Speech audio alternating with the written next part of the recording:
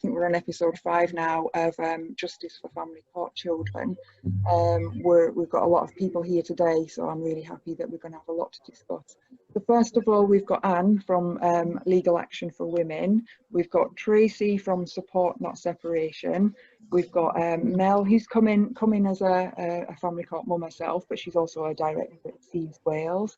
We've got Rachel Holiday from Women Out West. And we've also got my campaign partner, Charlotte Budd, as usual.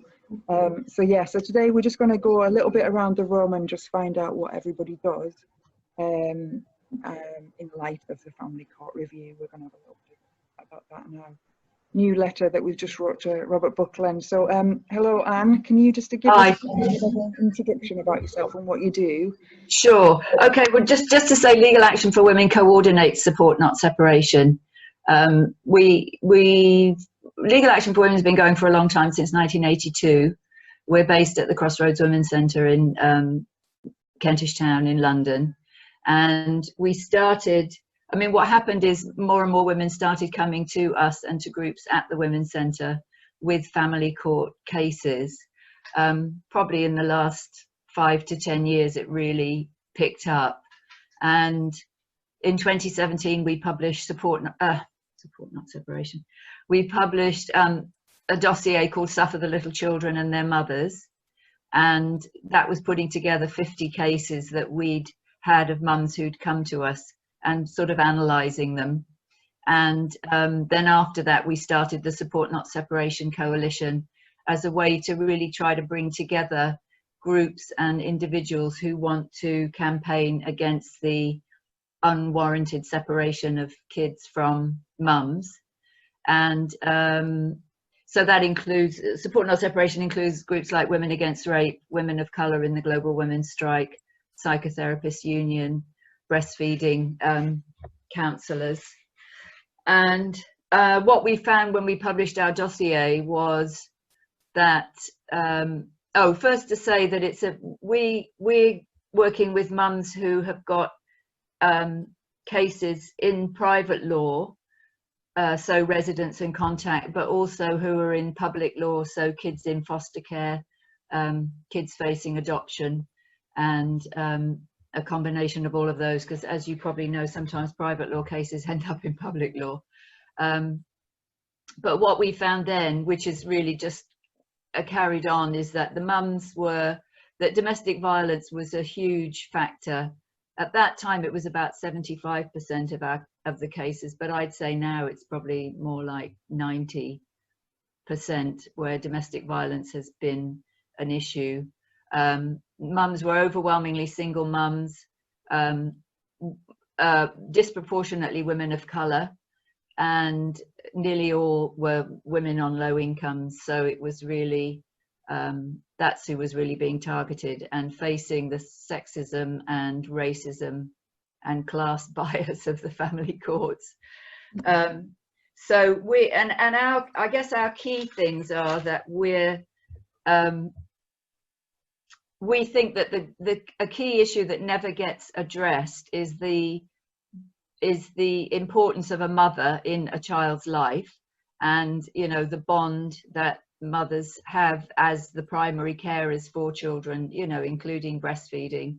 And it's a bit like when that comes in the family court, that just goes out the window, and it's as if the fathers have always been taking an equal share, which we all know very often they haven't.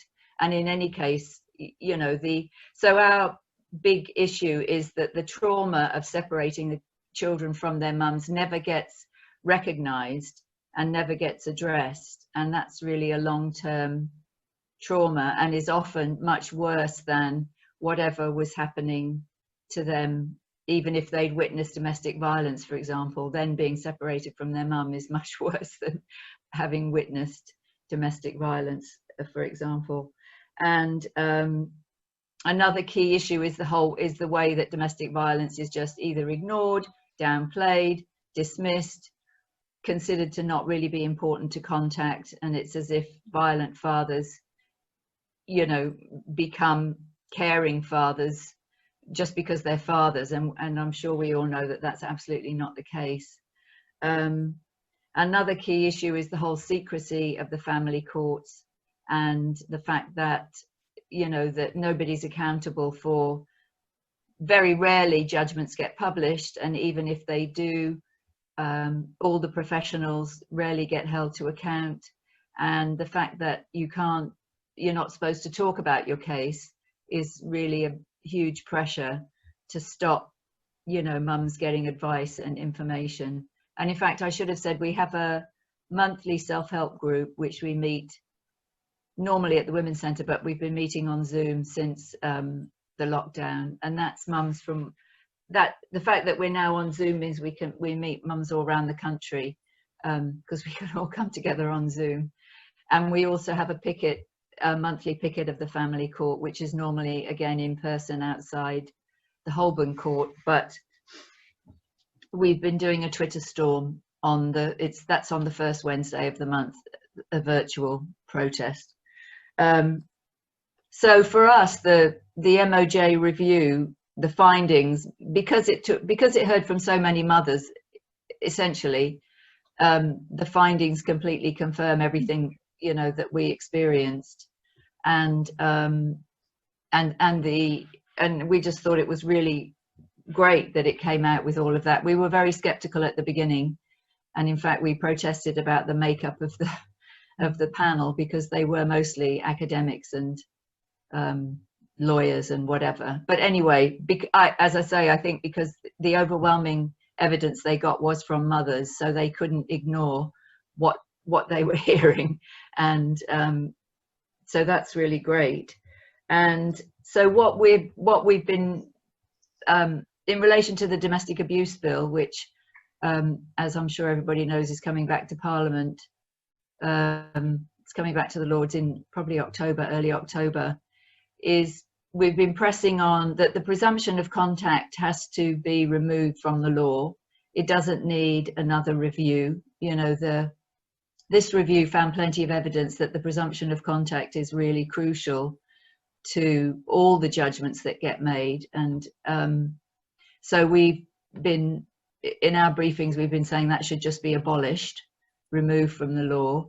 The use of parental alienation is a junk science, you know, which was invented by a psychotherapist who defended paedophilia, and that also has to go, because that's a crucial factor in what's being used against women. That the courts have to be open, that and also crucially in the bill, there's very little about actual resources for mothers to be able to leave situations where they're facing domestic violence. So that's absolutely crucial, because if you're stuck in a domestically violent situation and you can't get out, then that's likely to be, you know, used against you. I mean, you're screwed if you do, and you're screwed if you don't. I think that's probably what we all know, because if you don't leave, you get blamed for not leaving, and if you leave, you get blamed for the kids having witnessed, or, you know, causing emotional harm and all of that. And also, we very much welcomed Natalie's initiative to get a review of cases, because, you know, as we all know, there are loads of cases going on at the moment where kids are being forced into contact with violent fathers. People have probably seen, there's a case going on where the kids have actually been taken from the mum, put with paternal family who live a long way away, and if that doesn't work, they're threatened with foster care, or to try to force them to see a father who they don't want to see. And the kids are 11, so they're quite well able to articulate for themselves. But there's quite a lot of cases like that are going through at the moment, which we really strongly will be campaigning to get them all reviewed, because you can't have all this evidence about what's actually been going on and then just carry on as business as normal. You know, that's just not right. Yeah. So just to let you know, Anne, all the things you've just spoke about, we're gonna put links underneath the video, just so that everyone can go and see everything that you're talking about at the minute, your picket and your groups and everything that you do. okay, We'll kind of okay, great. signpost everyone to everything, but you've brought up pretty much everything that we speak about in this group, which is great. And you've yeah, I think we pretty much agree with everything. The only one thing I was going to say is I have concerns about the presumption of contact. I don't know what you think about this, but for the mums who are separated from their children, the only thing I'm concerned about is they'll use it against the mums to stop contact. You know, like the children that have been removed to the perpetrator. That's the only thing I'm concerned about, because I have seen things like S91s used against the mums instead of against. And I'm just scared that with the secret family court system, instead of using them how they should be used, they might use them against the mums. That's my only concern. But obviously that's within changing the culture and opening the courts. And yeah, but I think the thing about that is that probably most of the kids who've been removed to go with the perpetrator, that has ended up because of the presumption of contact and the mum being accused of parental alienation if the kids didn't want to go and all of that. So we get them cases reviewed, then yeah, and so I think the presumption of contact, you know, I mean, I agree, of course mums need to have contact if the kids have been taken, but if the presumption of contact was removed earlier, you know, if it hadn't been so dominant earlier in the process, the chances are that the kids wouldn't have been removed, because the removal of the kids usually happens after the father says, you know, he's not getting contact, and that the mother, and blames the mother for parental alienation and all of that, doesn't it? So and that's what happened to me, because to start with it was all going okay, and then it was a slow process, but then pretty much then any objection at all, then it was suggested, or it was told outright, if you do not comply, we can do this and we can do that. And there was always that threat. And I think in family courts, when mothers first go, they don't realise what's going to happen, perhaps, and then that threat then is with them the whole time throughout the process. Even whether you get a break of the 6 months, sometimes when you get a final order, which actually isn't always a final order, but then when you're taken back again, you go straight back in, and you know that there's a huge possibility that that's going to happen, or it's going to be told. And I was one of the fortunate ones, and I actually kept my daughter. I cannot count the amount of times that I was told, if you do not do this, if you do not co-parent, if you do not force your child to go, who would be hysterical and screaming, crying and begging. And I think, because I help other women as well, and I know actually of a case recently where children have been transferred over to the father, and that's a massive problem. And all the history of all of that as well is that there's all these damaged children, you know, which I now have one of, and we're just spat back out, and we can't do anything about it. Where do we go? So I think the accountability for what's happened is really, that's hugely important for me on a personal level, as well as on like a business level. Mel, you're right. I mean, it's this is something that I was speaking to one of the other mums in the last episode, that women are thankful and they think that they're lucky that they keep their children. I mean, this is horrific that we've, you know, I know that Mel's been through it for years and years and years, and the fact that, you know, she's grateful that she kept her child, even though she's been through state sanctioned abuse like we all have. It's absolutely horrendous.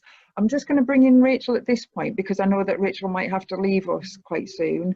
But Rachel runs the Women Out West Centre in Whitehaven, which is West Cumbria, and she was given £170,000 by the Ministry of Justice to build this centre. And a lot of women from West Cumbria, we've got an absolutely horrific rate of children being removed from women in West Cumbria. It's I think there's 750 in Cumbria, 160 in Copeland, 130 in Allerdale. I mean, there was a BBC news programme on it about the amount of children being taken from mums in West Cumbria. And the BBC journalist even accused one of the top Cumbria County Council Children's Services managers of stealing children. I mean, you can't get any more shocking than that. But Rachel, you've got a lot of women coming into your centre with issues from family court. Absolutely. So I'll give a bit of background. My background actually in homelessness. It was never to do with family court at all. But I was asked to set up a women's centre in West Cumbria. I set up social enterprises. That's kind of one of my skills. My experience in social services was 20 years ago when I was in a really bad place. I had 2 amazing social workers. I had a Sure Start centre, wrapped around me support, got me into education, got me into work, and I've never looked back. So that was my experience of what happens as a woman when you're on your knees. Fast forward to 2017, was it Victoria 18 when I met you? So we opened up the Women's Centre. This was a centre apparently for women who have been in abusive relationships and need support moving on. Brilliant. So I totally got that. Opened up the Women's Centre, and in walked Victoria and told me her story, and I was like, this just cannot be right. And woman after woman after woman has come through this centre, and so many of them brilliant mums, you know, really great. Not even in the section where I would put, you know, some women who I used to work with in drugs and alcohol did have their children removed. It was terrible, but I could really understand that. But the women that I'm seeing, that is not the case with these women. These are, you know, working women. They're great mums. There's no criticism of the child being with the mum until the end of that family court, and they get these reports written about them annihilating and assassinating the woman's character, and reports that I used to think used to have to be balanced. So you'd say, well, she's quite good at this, but she's not so good at that.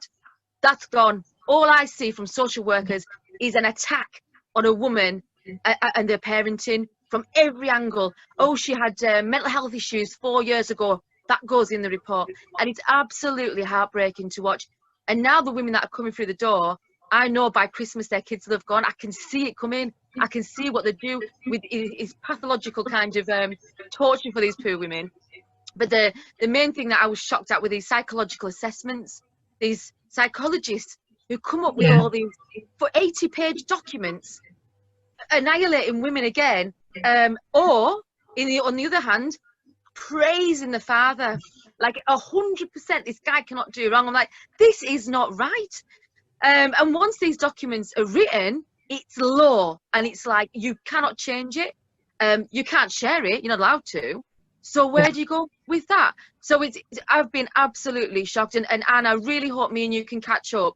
Definitely. Away from here, because I'm only 12 months into this. So I'm now starting to map out, you know, how many women, where's it all going wrong?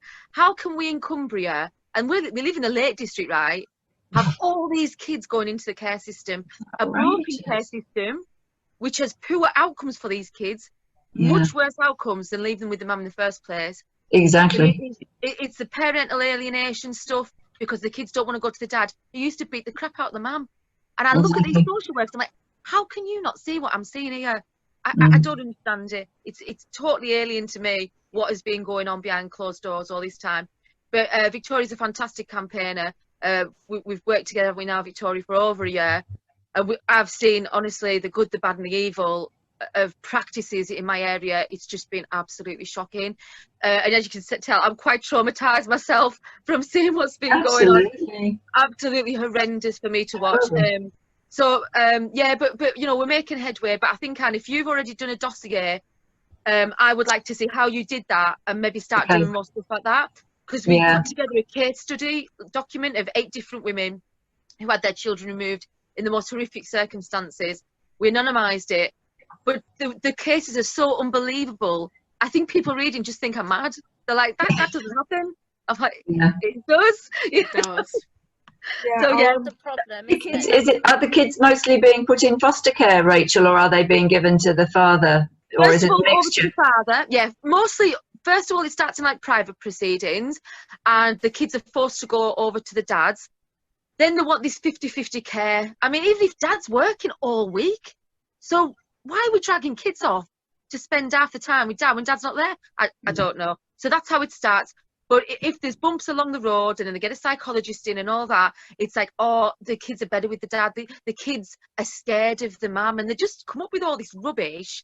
And then try and force it down that way. And then if dad doesn't want them, they end up in foster care. So It's Yeah. I don't understand it. It costs an absolute fortune, and we've just got damaged children who, in about I'd say about Absolutely. 7 or 8 years' time, will sue. They'll sue all these different people, and I hope it's en masse. Well, we Wow, definitely yeah. bring up one thing I was just going to bring up. There's definitely a pattern up here of like Rachel was saying, starts off in private proceedings. Just we're talking about mums and dads, but you know, my case is different. I was in a same-sex relationship, so but it does tend to be a control issue. And then because if the child doesn't want to go to contact, then it turns into care proceedings, because they say that we're stopping them, even though, like, you know, we were speaking about earlier, the children being dragged off to the contact. And then if the person is, you know, really controlling, it's either they'll take the child or they'll say that they want the child to go into foster care, because literally it's not about the child, it's about punishing the mom and controlling the mom. So this is what we're seeing. And then if the child does go into foster care, and sometimes they're going into foster care because what the mum said is happens. So this child has been raped, this child has been beat. In Cumbria, we've got blinded, deafened, brain damaged, raped children. And then the mum has to go back to court and fight to get the child back. Instead of them just saying, you were right, we were wrong, they have to then fight and pretend they've changed and show some change so that the council isn't liable. I mean, we're going down the route of public law here, but it's just, I'm just trying to back up what Rachel's saying, is we're just seeing some horrendous cases. The most shocking thing for me, this centre was to help women leave violent partners, okay? And if social services or whoever found out there was a violent relationship, the mother has to leave, otherwise they'll take the kids off them. So the mother leaves. He then applies to court to get contact. Then they force those children to have contact with this violent man. They've just told her, you cannot be in that relationship with him. Exactly.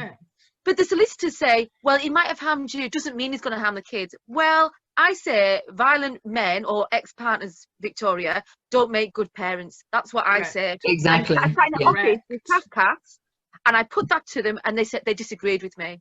Yeah.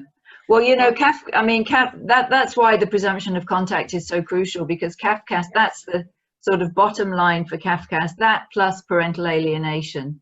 And they've been really heavily influenced by the fathers, CAFCAS, by the fathers lobby. You know, they've got 5 men's groups on their board of stakeholders, or whatever they're called. They've got 2 mums groups and 5 men's groups. And those men's groups are really virulently, you know, hostile to mothers, and have had a huge influence on CAFCAS, which did come out a little bit in the review, but that's, you know, pursuing CAFCAS is something that needs to happen, that we're also very interested in pursuing, because they have so much power in the situation. But also the psychiatrists, and I completely agree with what you say about the psychs, Rachel, because we've seen so many times the psychs come up with, you know, mum has borderline personality disorder, that's at a drop of a hat, you know, or so all the women in West Cumbria happen to develop a personality disorder when they've never had one before. What is that all about? Exactly. Also, it never goes into the medical records. So in your medical records, you have nothing wrong with you. You only have something wrong with you in family court. And the other thing that isn't addressed is that we have all these psych reports, and they are heavily loaded in for PA.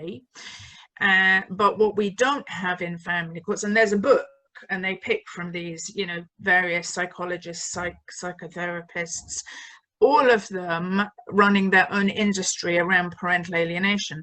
What we don't have in family court is specialists on domestic abuse. There is no equal on the other side for a specialist on the effects of domestic abuse on a woman. And so what happens is, when the woman takes the stand, she's not typically what they would say answering questions in the correct way, or she appears evasive. probably because she's quite frightened. She's in a court with her perpetrator, and there's no redress to that. There are no specialists that are allowed into family court to defend what happens during domestic violence, and that is something that does have to be redressed and can only be redressed, I think, by opening the family courts, as we campaign for quite a lot. Yeah, I think one of the issues that I found was they don't believe her about the domestic abuse or domestic violence if there's no like arrest and charge, and sometimes even when there is, they say it's her fault or whatever.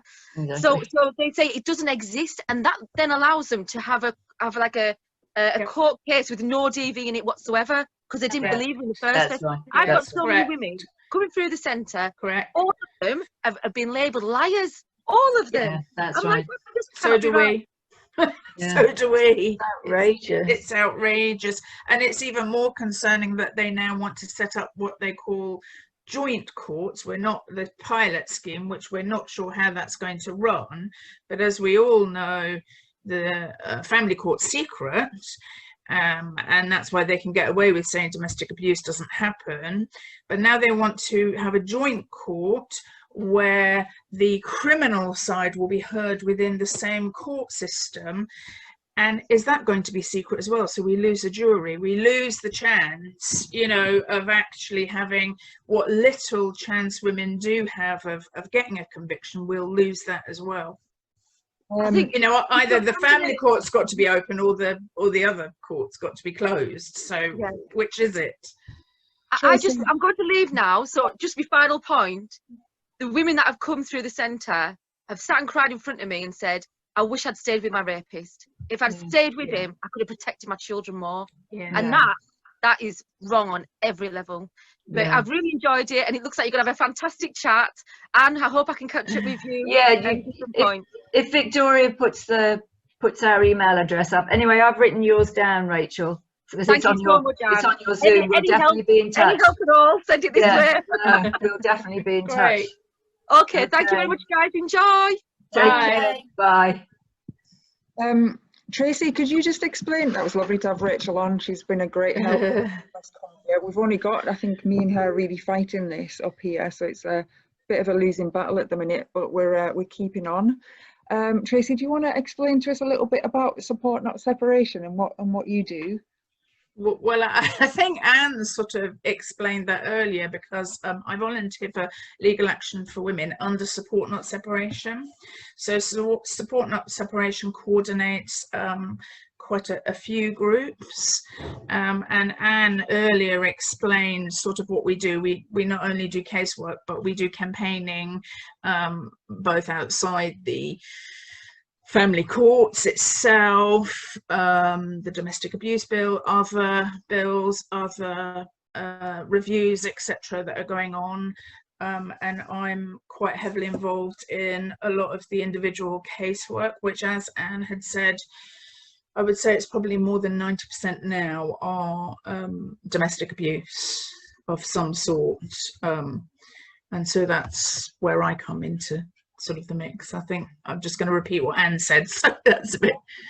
I thought I'll just bring it on a little bit further, because what you were talking about the redress and the recourse, that's something that me and Charlotte are doing with our campaign as well. So what happened was, when the review came out, I was thanked by Louise Haigh MP, who brought the bill into Parliament, on Twitter, and I was thanked by the leading journalist who did one of the hashtags to try and help fight the family court system. There's a campaign in the Express, and I remember thinking, that's great that, you know, I'm thanked for campaigning for the last couple of years, but it doesn't help me personally, it doesn't help my daughter personally. So I thought, right, well, we're going to have to start a whole new campaign. So me and Charlotte got together to do Justice for Family Court Children, which is asking for redress. And what I wanted to do was bring everybody together to write an open letter. So I kind of started putting feelers out to do it, but I couldn't get anybody to kind of work together, because I think everybody's got their own thing and everyone's so busy fighting their cases. And then I was just speaking one night with Natalie from the courts ed, and I said, what do you think about this? And she said, right, let's do it. And I was like, great. Because I was thinking, because everybody's doing their own thing separately, I said, can we get everybody on board? Absolutely everybody who's got a campaign that is similar, because we all want the same thing. Can we just do something with a very simple, like, instructions? So 2 things, because this is what me and Charlotte want. We want redress on the unsafe contact orders. So we want safe contact orders to replace them. And we want any children removed from the safe parent to the perpetrator to be returned back to the safe parent. Natalie agreed with me and said, yeah, let's make it as simple as that, and so that we can get as many people to sign. And I said, please, will you write it? Because I know that she's good at stuff like that. So she wrote it. We went through it just to make sure all the wording was right. And she's so intelligent with things like that. And she put it out to all her people, and I've still got quite a bit of support with some people who helped me right in the beginning when I went public. And we got together, so many wonderful people. I've still got quite a bit of support from some of the women at Safe Lives, which is lovely. And the London Victims Commissioner, Claire Waxman, has been a great support. And then there's some wonderful domestic abuse campaigners. So, and then Natalie got all you guys on board, and UMBEs, and I can't remember who else, but she came back with a big list of people, and I thought, that's great. Within 5 days, I think we got together 50 to 60 people to sign the letter to Robert Buckland. So the letter to Robert Buckland is basically asking for redress, recourse, unsafe contact orders and children that have been removed from the safe parent to the perpetrator. And I don't know if Charlotte, you want to come in a little bit and speak about that, because I think pretty much here we've all signed it. And I don't know if you want to let us know what you've been working on since then. Yeah, so the main goal is to try and get a review of these cases, because it is really worrying that, like I'm still going through court proceedings, these basically the institutional abuse is still continuing regardless of what's been said in the domestic abuse bill, and that's really worrying. And all the things that Anne said about women being asked to stop breastfeeding, to give the father contact, the threat of removal. Now, I've raised that abuse, and that child heal from that abuse if you're keeping us unsafe deliberately. And it's institutional abuse. And recently I've spoken with a woman from Changing Pathways and discussing my case and other cases, and she agreed. But yeah, we need a review of cases, because there is no point other than so many people are being damaged here. And we are going to end up having generations of children terribly affected by the wrongful removal, by witnessing abuse. And we need to look at this on a much larger scale as well. As a country and as a society, we're going to end up having generations of people with severe mental health issues because of what the system is doing to them. Yeah, I mean, I don't understand how they're not seeing this. I don't know whether you know, the family court system is just you know, run by people of the same mindset as the perpetrator, because I can't understand how they can not see what's happening, not see the trauma that they're putting these I think people it's because through. there's no follow-up, is there? There's No. nothing. But you know, I mean, I was in family court for over 8 years. So when we were just thrown back out because they just couldn't do any more, where did we go? So we had to go outside to get like the help to start to heal.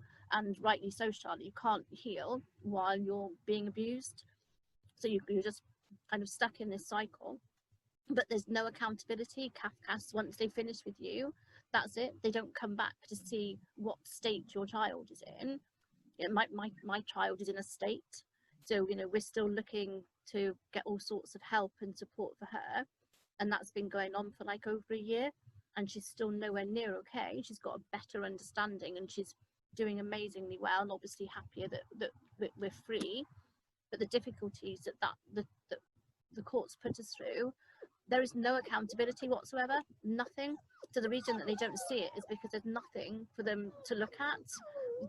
It's just the end, isn't it? There's your order, off you go for the next X amount of years until that child is old enough, and that's your lot, which is a huge problem. And they don't come back and they don't chase up and they don't do follow-ups. If the children have been transferred over, they don't do follow-ups to go and review, I don't know, in a 6 month time, how is that child doing now? It's, you know, the child has been transferred. It's only when there's concerns raised about that, and that's when they'll start a new investigation, and rightly so. You'll end up then probably in public proceedings where they'll look to take the child from the perpetrator, and then you have to go round then, and it'll take you over a year, I would say, to even stand any chance of getting your child back, and even then it takes a lot longer, if at all. I mean, I think go on, Anne. No, I was just going to say, I think the bottom line is that they really don't care about children and they don't care about mothers. Yeah. I mean, that's the only conclusion that you can really come to, because it is really, you know, torture. These children are being tortured. I mean, the mums are being tortured, but the children are really being put through the ringer. And as you say, you know, we don't know what kind of, I mean, you can assume what kind of issues are going to come up later as a result of the way they've been treated by the state. But it really is state-sanctioned child abuse, and I think they just don't care. Yeah, well, and I really think that until the family courts are open and every single judgment is compulsory published, then there's going to be no dress to this. We can protect children and we can protect mothers, who are, just as we do in rape cases. We have to have the courts open, because there's no accountability to the judges, to CAFCASS, to the LA. They can literally go in, as Anne said, it is state-sanctioned child abuse. They can absolutely do what they like, and no one knows what's going on. And when any of us do try and explain to people what's going on, I mean, I think they think that we're nutty sometimes, that they believe in this country. I've had lots of people say it to me, well, you're innocent until proven guilty. Actually, that's not the case in family court. In fact, in family court, you're just guilty. Whatever they say, you're just guilty. There isn't such a thing as correct evidence. A lot of evidence that women would like to get in is withheld. You know, a judge can say on a Scotch schedule, no, I only want 6 bits of domestic abuse, that's it, you're only allowed 6 examples. Well, we all know that coercive control is not going to come in 6 little examples.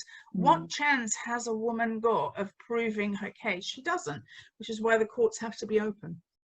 I think this is honestly, I think this is going to be, I'm hoping this is going to go out to a lot of people, because I think every week we have different people on, but everybody is saying the same thing. And obviously now we have the review, which is our evidence of what we're saying, which is awesome, because we can speak till we're blue in the face. But because we're women, because we're victims, because we're just mums, we don't seem to have any respect.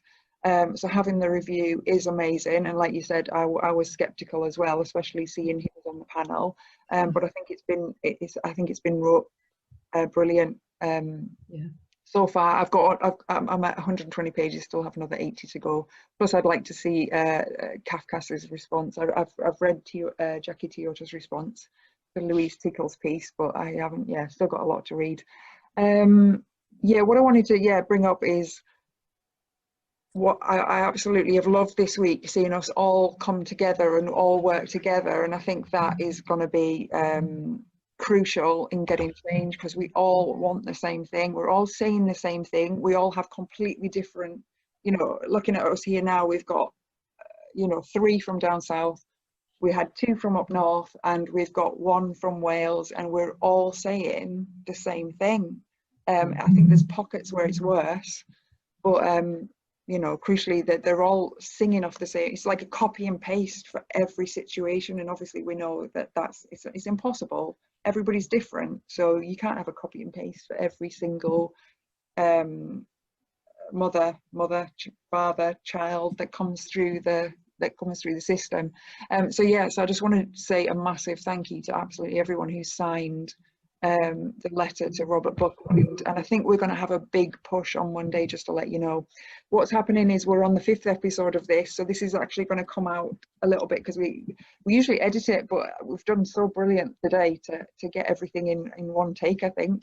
But what we'll do is on Monday we're going to have a big push. I'm speaking to Natalie at the Court's Head, and at 9 AM I think we're going to have a big push like we did at 9 AM on Friday. We're going to redo it on Monday, and if everyone can go out, I don't know how much you guys have got with the local media, but we're going to try and get it out and get everybody speaking about it, and give it a real good push on Monday and all day. Keep it going. Tag Robert. Let's see if we can get him to respond, because the ministers, they can't leave these children. I mean, I've got another 14 years of it. I know Charlotte's little girl's young as well. Mel, thinks of herself as one of the lucky ones, and that's just horrendous. But what we'll do, isn't it? Yeah, and so many other mothers that I talk to as well, they all feel the same, how lucky they are that they haven't lost their children. Yeah. So what level of trauma is that we've experienced, that we are grateful that we've managed to hang on to our children, and we perhaps even have some kind of guilt because we know other people that have had their children removed or are going through the process of that happening. So we've got all of these emotions apart from the trauma of having to cooperate, and had I have stood my ground more, then I would have lost my child. Absolutely. It's because I complied and suffered through it, but that saved me, really. I think that's one of the most awful things, is that unless you is exactly that you end up tactically, often the best tactic is to somehow try to comply with at least some of it, and if you stick to what you really think is the best thing, the children get taken, and that's just a really horrendous situation for any mother to be in. That but sometimes it does seem, and I know that the research from the US found this as well in relation to parental alienation, that you've got a better chance of actually protecting your child if you're able to keep them with you, but that might mean giving into things that letting them have some contact that you really didn't think they should have, because otherwise you were going to be they were going to be taken, and once they're taken you've got even less chance of protecting them. So that's a really horrendous situation to be in. Well, I found, Anne, with that, mine started in 2017, and basically my choice was, with my child, a little bit of abuse or a lot of abuse. That was basically my choice. And that's the choice you're given if you are in if you've been in an abusive relationship, which obviously doesn't end when you leave the relationship. They don't just not abuse the child.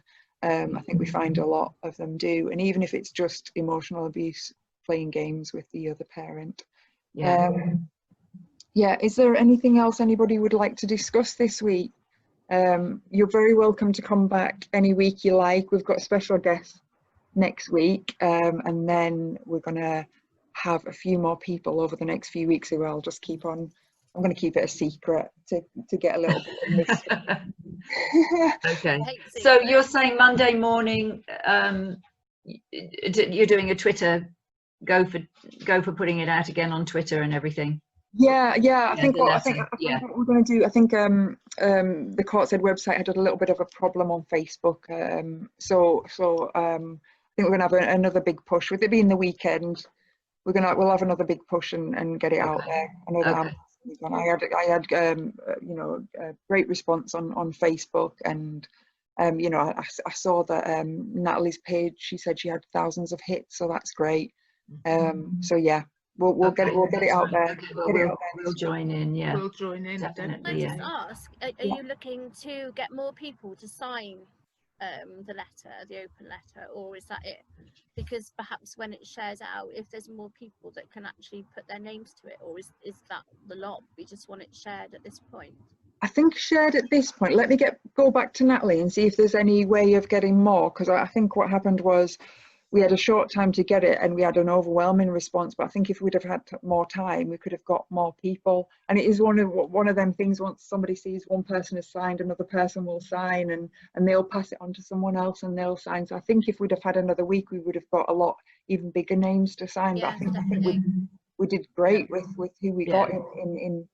I mean, Natalie put it out on the Sunday, and by the Monday she'd got loads. I think she's I think her organizational skills are is amazing. So I think sometimes it takes like this, doesn't it, a group of people. You know, I'm quite good with ideas, and then she's good with the implementation, and then everybody else can do, you know, their little bit. I think with the teamwork, we're definitely, I think we're going to get somewhere. I think it's going to definitely. It's been interesting, and I'm quite interested in the support group that we discussed when you first came into it, for a couple of people that I know that's now on Zoom.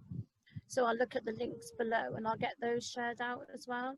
Did you, our self-help group, did you say, Mel? Yeah, I've got yes. people, because although I'm here today, you know, on a personal capacity, I'm also helping people on a personal capacity as well. Okay. I've got some really I don't know, really traumatized, vulnerable people that I could perhaps put in touch with you. So that would be really helpful. Okay, that's fine. I mean, it'd be great if, you know, you're welcome to join as well, because we do. Yeah, because that way, you know, if there are suggestions and stuff that needs following up, you know, you might be able to help with that, because we're quite, well, I don't want to say full. We're not full, but we're, you know, the issue is that there are so many cases. So I mean, I could literally, had I known about you yesterday, I would have come to you definitely with people that I'm helping. So that would be a really positive, you know, move if we could use your self-help group, you know, to signpost to. So I'll have to get in touch with you. Yeah, fine. Lovely. Okay, good. Great. That'd be good. All right, great. Okay. Thanks for organising, Victoria. Thank you, Victoria. Thank you, Victoria. I'm just going to quickly ask, Charlotte, is there anything else you want to add to this week? No, not this week. Just obviously to go over that I'm doing the trek in October where we're trekking Ben Nevis, and for everyone to keep an eye out for that fundraiser page and keep sharing, just to raise awareness again of our campaign and everything that we've been speaking about, and to raise money for Rachel Williams' charity, Stand Up to Domestic Abuse. Yeah, we'll put the links to that, and if anybody wants to join Charlotte walking up the mountain or just want to support her or not speak. Rachel Williams raising money. Rachel, get up the mountain. Yes, yeah, let's get Rachel up the mountain. No, I'm really happy it's gone to Rachel. Rachel's been a massive support for the last over 2 years, and she's brilliant, great to everyone, and has really family court. She's signed the letter as well to Robert Buckland, and she's always been brought up in Parliament. The amount of people that are always being brought up in Parliament that signed the letter. So we've even got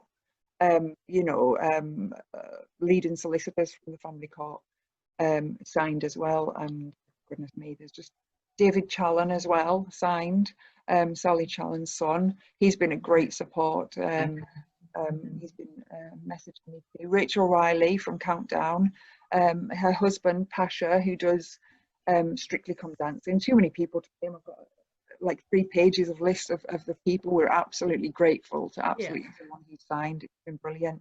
So yeah, looking forward to a response and getting justice. But yeah, thank you everyone for joining. I think it's been brilliant today. I can't believe I did it in one take, so there's not going to be much editing for this one.